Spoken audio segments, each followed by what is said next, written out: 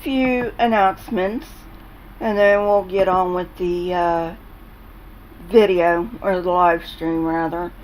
First off, I meant to do, when I made the video on abiogenesis and evolution, I meant to include mutations and natural selection, but I changed my mind at the last minute, and so that is going to be a separate video, but it is upcoming.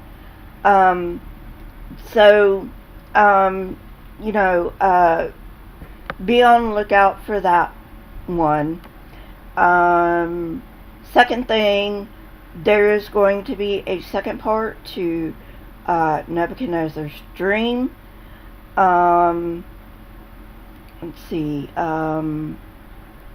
Anything else I need to get out of the way? Please like my videos. It helps the YouTube algorithm. And also, if you would comment on the videos, that also helps the YouTube algorithm. I hope you guys are staying safe with this coronavirus. So that's all my announcements. And now, getting on into the live stream. Today I'm going to be talking about John 17:3. Again, I'm going to be taking it from the NIV. And I was actually watching the John Cedars channel, and he's doing his rebuttal to the JW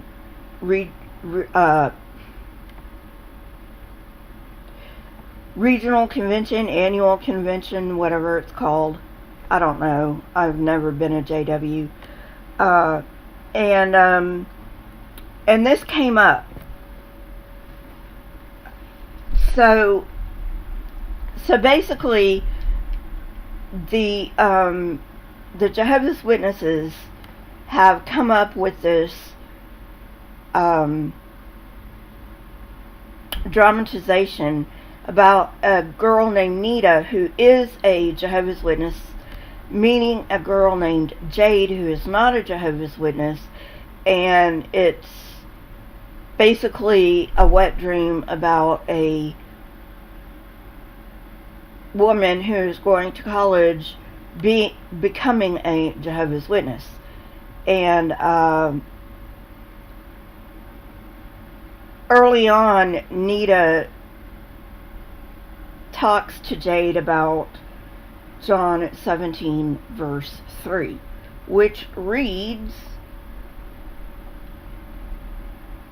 "Now this is eternal life, that they know you, the only true God, and Jesus Christ, whom you have sent." So I've got some questions. First of all, which God is he talking about? Now, because we're talking about the Bible, you may say, well, that's an easy one. He's talking about the Christian God. Except that you're forgetting that Christianity at this point did not exist. So we're talking about the Jewish God, right? Easy. We're talking about the Jewish God. Great. Yeah. Except that only gets us down to two gods.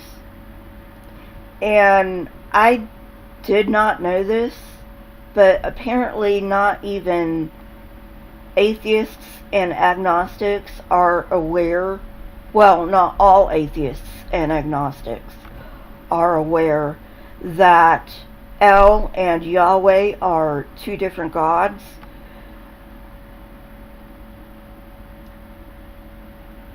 I'm assuming that they think El and Yahweh are a lot like Zeus and Jupiter, which is like Zeus is the Greek name of the god, and Eliakai, I apologize, I have no idea how to pronounce his name in Greek. And Jupiter is the Roman name of the same god.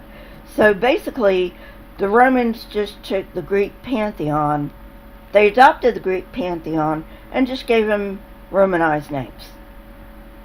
And apparently a lot of atheists and agnostics think that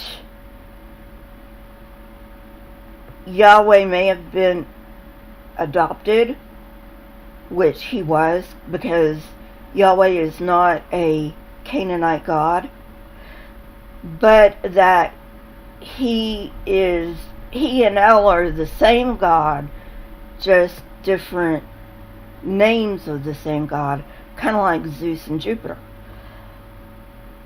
That is not correct. El and Yahweh are actually two separate gods. And, you get into this when you actually look into El and the Canaanite pantheon, and I have a series on that. Yahweh basically absorbs a lot of the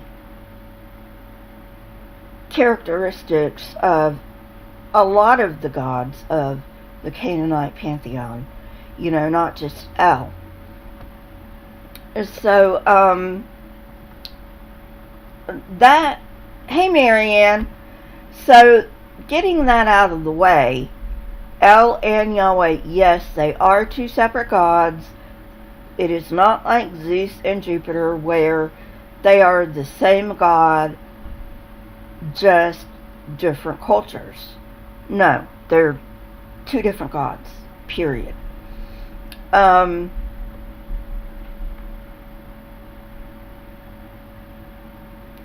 So, first of all, you've got to ask yourself, which God is the true God, and is it El or is it Yahweh? Marianne, John 17:3. This means eternal life, knowing the one true God. Blah, blah, blah. So anyway, so you first have to ask which God. El is the God of the patriarchs. If you believe that the patriarchs were real, which they probably weren't. If Abraham existed, he was probably a chieftain. Nothing else. And,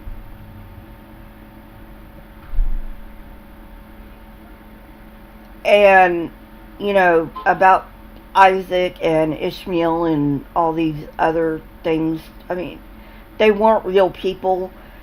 These are just stories that answer where the Jews came from and so on and so forth. But if you look into my Emergence of Israel, you will find out very quickly that's not where they came from. So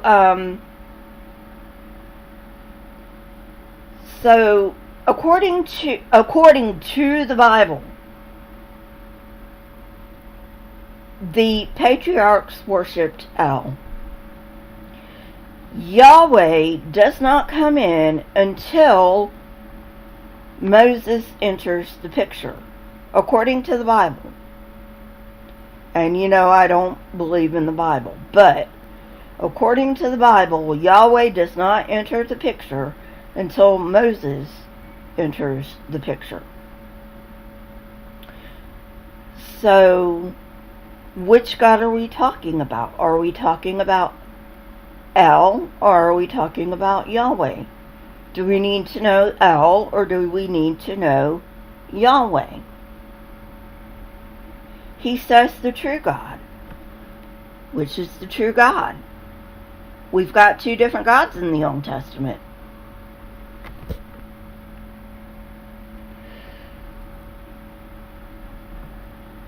So, we've got that going. And then we've got the idea of there is only one true God, which I reject. I'm agnostic. I do leave room for a deistic God or a Zeus-like God.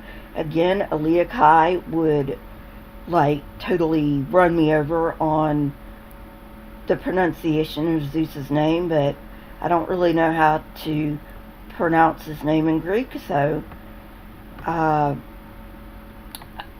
but the God of the Bible,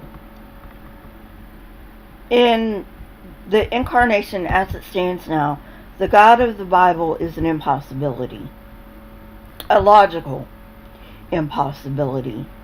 Now, you can say, well, God's above our logic and whatever. Fine. If you want to believe in the God of the Bible, fine. I don't really care. I'm just giving you some food for thought. And hopefully you'll mull it over and come to your own conclusion. Because what I've come to realize on my journey from Christianity to agnosticism is that most people believe in God, whichever God that may be, because their parents told them to believe in God. And that's basically why they believe in God. They don't have another good reason to believe in God. And I've been talking to a person on another channel about this, and he's like, well, my evidence is a change of heart. And I have to keep telling him that's not evidence. You know, evidence is not a change of heart. Experience is not evidence.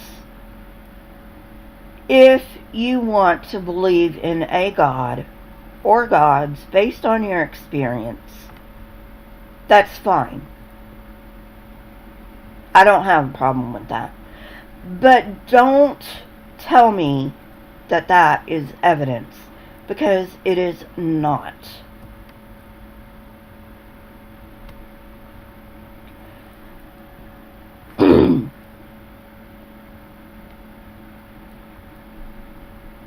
I'm sorry, I had to clear my throat. I know that's kind of disgusting on camera, but either you're going to listen to me have a frog in my throat for the rest of the show, or I'm going to clear my throat. So, so you have this thing going on where you have to think, and yes, you do have to think, and this is what religious people don't do in general. Now, I'm not saying that all religious people don't think, because I don't buy that. I think there are religious people that do think, and there are religious people that do accept science.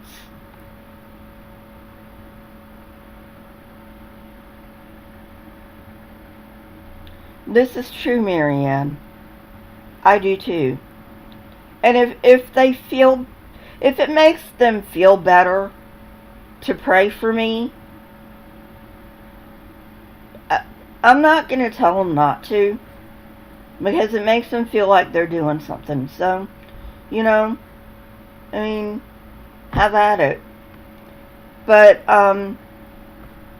what you need to understand, what everyone needs to understand, whether you're Christian or Muslim or Hindu, nobody can prove God. And then I get the counter argument all the time, well, you can't disprove God. Guess what? Science cannot disprove anything. Not only that, it is not my job to disprove God. You have the positive claim. That means the burden of proof is on you. This is how science works. And why should I believe in a God? First of all, why should I believe in a Christian God who is logically impossible? But second, why should I believe in a God that I have no proof for? And I say this as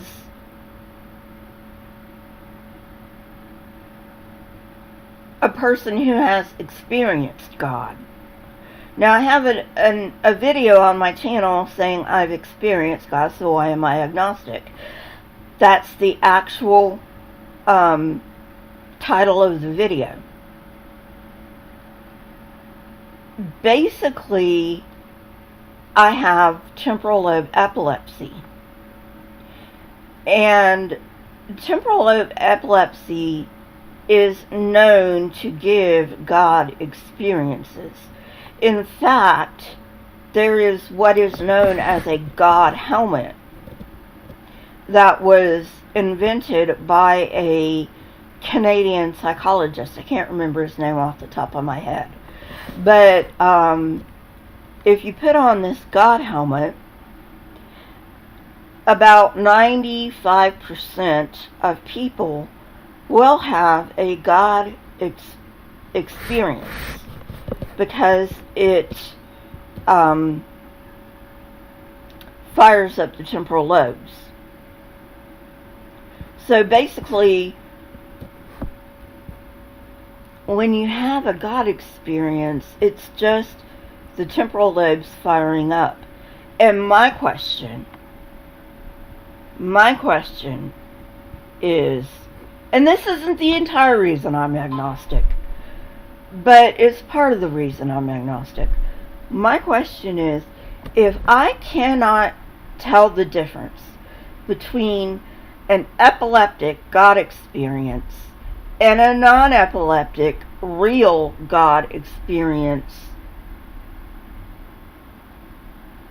why should I believe that there is a real God out there? That's my question. And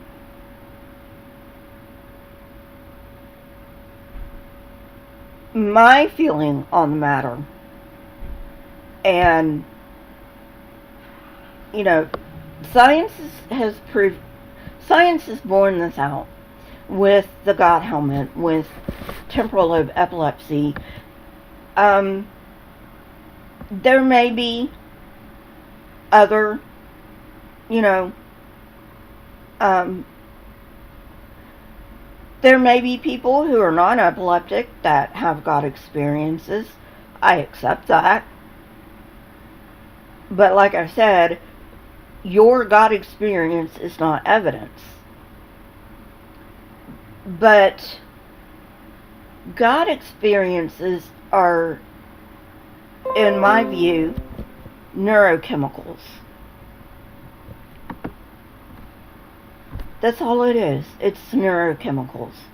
It's in your brain. And if you look at my series on Our Path to Religion, I lay out how the gods developed in our evolutionary history. You might want to take a look at that if you're interested in that kind of thing. And I go all the way back to Ardipithecus ramidus, I believe. I can't remember how far I go back, but I believe it is Ardipithecus ramidus. So anyway, that's all I've got. But if you are a Christian, please think about these questions. I'm not asking you to give up your God belief. You can believe whatever you want. What I am asking you to do is think about your beliefs in a rational way and think about why you believe what you believe. I want you to believe what you believe because you believe it, and not because mommy and daddy told you to believe it, or because you are afraid of hell. That's all I'm interested in. If you want to believe in God, go ahead and believe in God. I don't care. I really don't. I just want you to know the truth. And like I said, I want you to believe because you believe. That's all I'm interested in. Number one, that you know the truth. Number two, that you believe that because you believe, not because somebody told you to believe or because you're afraid of hell. Anyway, I've got to go. I'll see you later. Mary